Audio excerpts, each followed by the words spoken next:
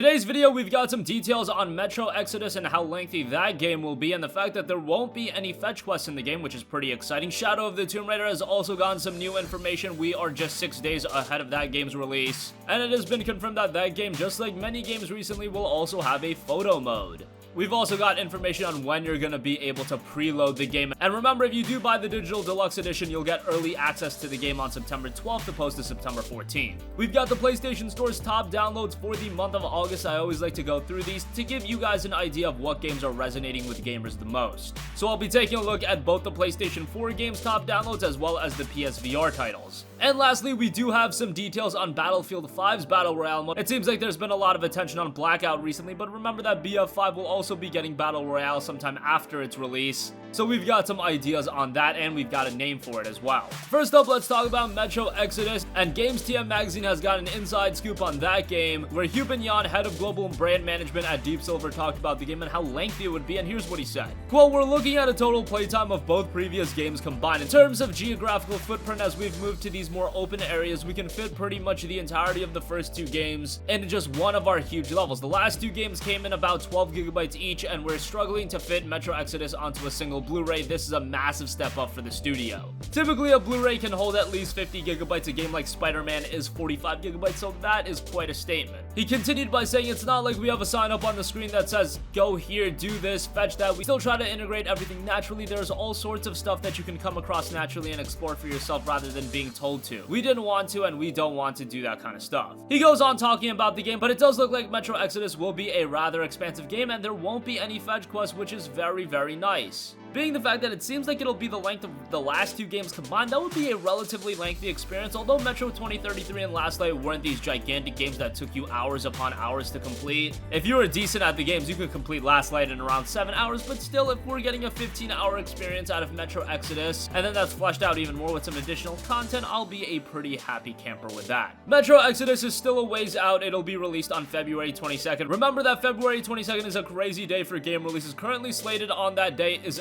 Anthem, the PlayStation 4 exclusive Days Gone, and Metro Exodus. Unless one of those games get delayed, which is entirely possible, that seems to be one of the most stacked days for game releases, honestly, ever. So that's February 22nd, but how about a game that's coming out a little bit sooner, and that is Shadow of the Tomb Raider. We got a brand new trailer that reveals the photo mode for the game and showcases some environments. Visually, Shadow of the Tomb Raider is shaping up very nicely, and remember that while Rise of the Tomb Raider was a game that was initially released on the Xbox One, that was a game they also had to make for the Xbox 360. So with the 360 version in mind, that game probably didn't hit its maximum potential. With Shadow of the Tomb Raider, those shackles have been completely removed, and now the game is also being optimized for the PS4 Pro and the Xbox One X, and it looks to be an absolutely stunning game, and the inclusion of a photo mode is definitely a nice addition. I know it's not something that everybody will utilize, but I always like going on various websites and seeing all these cool pictures that gamers are taking. It really brings the worlds of these games to life.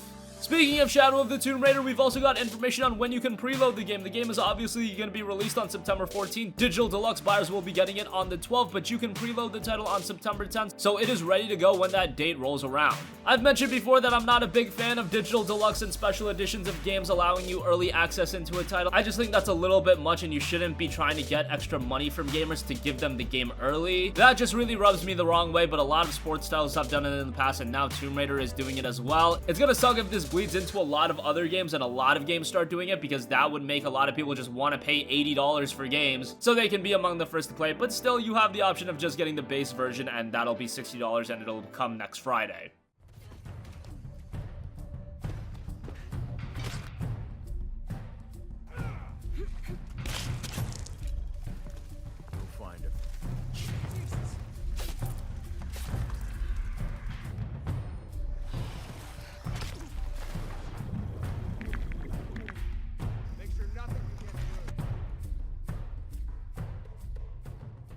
Moving on from that, we've got a list of the PlayStation Store's top downloads for the month of August. Let's go over the regular PlayStation 4 games first. Topping the list is Madden NFL 19. I don't think that's too much of a shock. Number 2 is Horizon Zero Dawn Complete Edition, so that has seen quite a bit of a jump, but remember, this game saw a crazy discount on the PlayStation Store. It was available for $12, and this was one of the deals everyone was talking about, being like, holy crap, everybody's got to buy Horizon Zero Dawn if you have not played it. It was the Complete Edition. It had the DLC. Number 3, we have Grand Theft Auto 5, which it's pretty incredible to see how that game is still maintaining, but good for Rockstar, and they're going to be getting another game that's a perennial top 10er soon with Red Dead Redemption 2, so that's pretty incredible if they're going to be able to juggle GTA 5 and RDR2 for the next couple of years as PS4 top sellers. I think that would be crazy. Number 4 is Tom Clancy's Rainbow Six Siege, 5 is God of War, 6 is Battlefield 1, 7 is Minecraft PlayStation 4 Edition, 8 is Walking Dead The Final Season, number 9 is Battlefield 4, and rounding it out, we had Rocket League at number 10.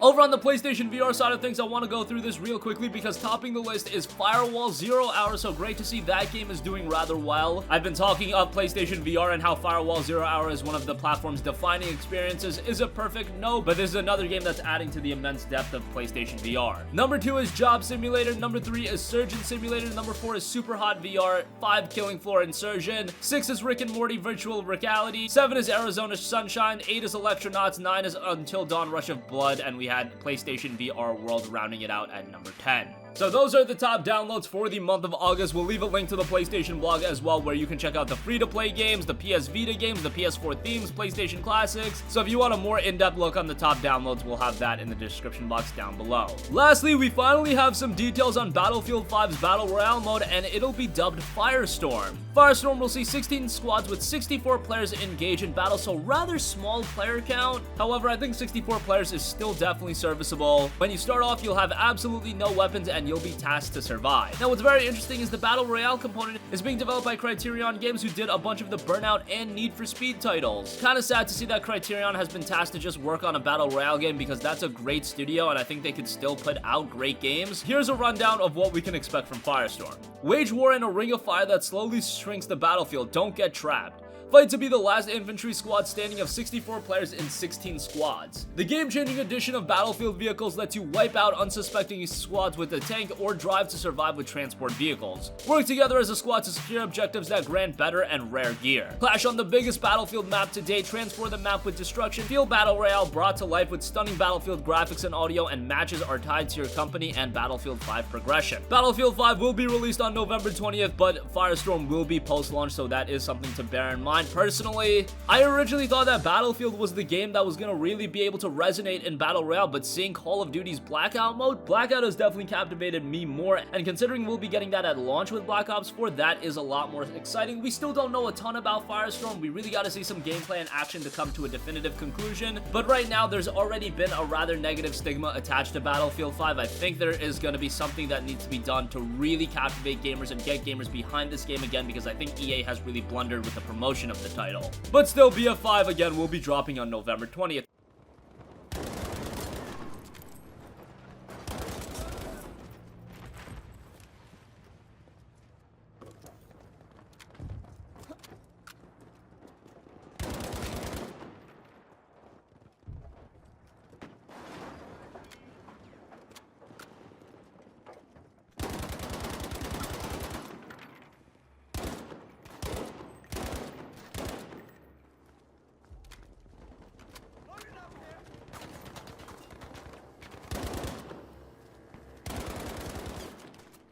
And that's gonna conclude this video. As I mentioned, Metro Exodus looks to be the length of the previous two games combined. Metro 2033 and Last Light weren't all too long, but still 6 to 7 hour experiences, and probably in its totality, Exodus will be a rather content-filled experience. Shadow of the Tomb Raider has gotten a brand new trailer. We know it's gonna get a photo mode, so that's cool, and we will be able to preload the game on September 10th. The PlayStation Store's August top downloads are in. Again, PS4 games are topped by Madden 19, the PSVR side is topped by Firewall 0 Hour, and the Battlefield 5 Battle Royale mode is dubbed Firestorm. We got some details on that. I'm personally not completely sold, but let's see how that story develops. That's gonna wrap up this video. Sound off with all of your thoughts in the comment section down below. Thank you for watching, and goodbye.